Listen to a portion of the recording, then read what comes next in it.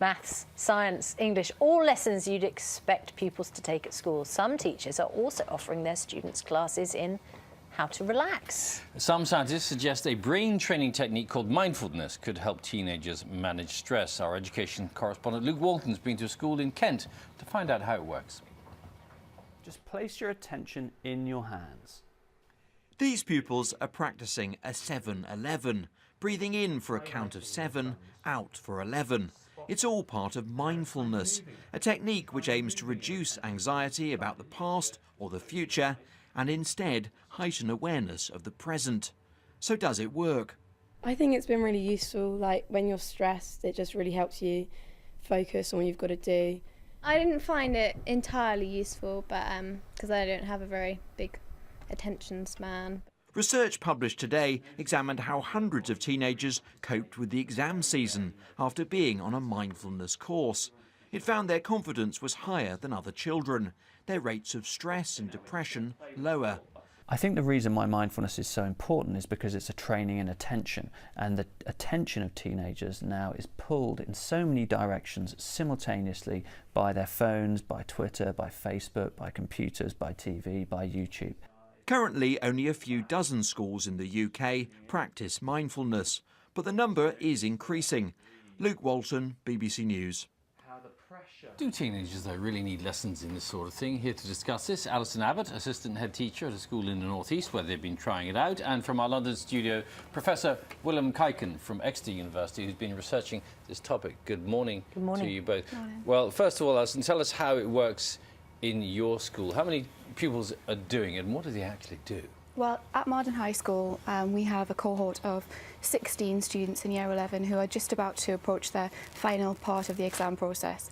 And for those students, it's been identified that actually the pressure associated with exams and achieving the highest standards in them can sometimes cloud the clarity necessary to get the end results. So what do they do in the classes? They do breathing techniques, they think about self-awareness, they train their attention to be in the present, you know, not to concentrate on what's happened in the past or what might happen, but what's happening right now.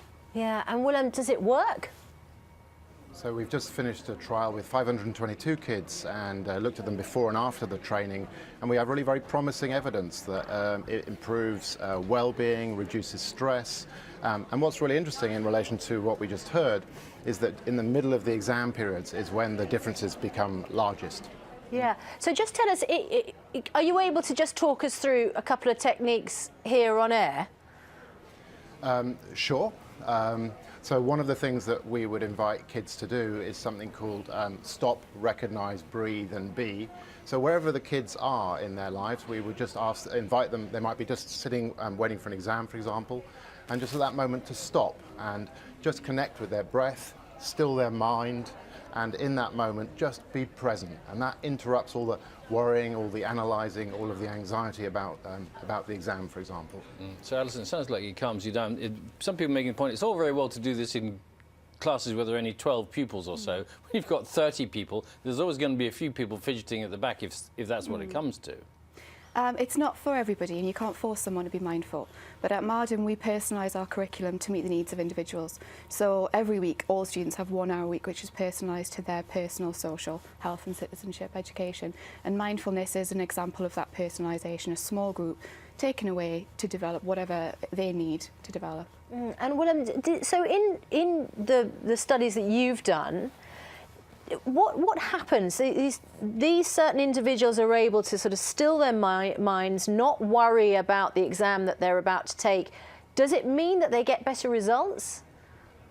That we don't know. So what we've just done is a fairly large study, but it's a feasibility study, and what we want to do as a next step is do a much larger scale study and include measures like academic attainment.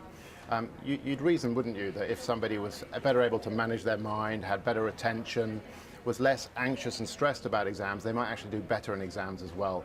But that's one of the questions we'd like to ask at the larger scale trial that we plan to do next. Because it also might be that if somebody is the type of person who can accept this mindfulness technique, they might already be the kind of person who would do better in exams. Yeah, what's really interesting about this intervention and the way the two guys who've developed it, Richard Burnett and Chris Cullen, have developed it, is they've developed something as a universal intervention. So I think there's something in it for everybody, actually, that if somebody's really struggling, they can use some of these techniques, you know, if they're at the end of having a lot of anxiety.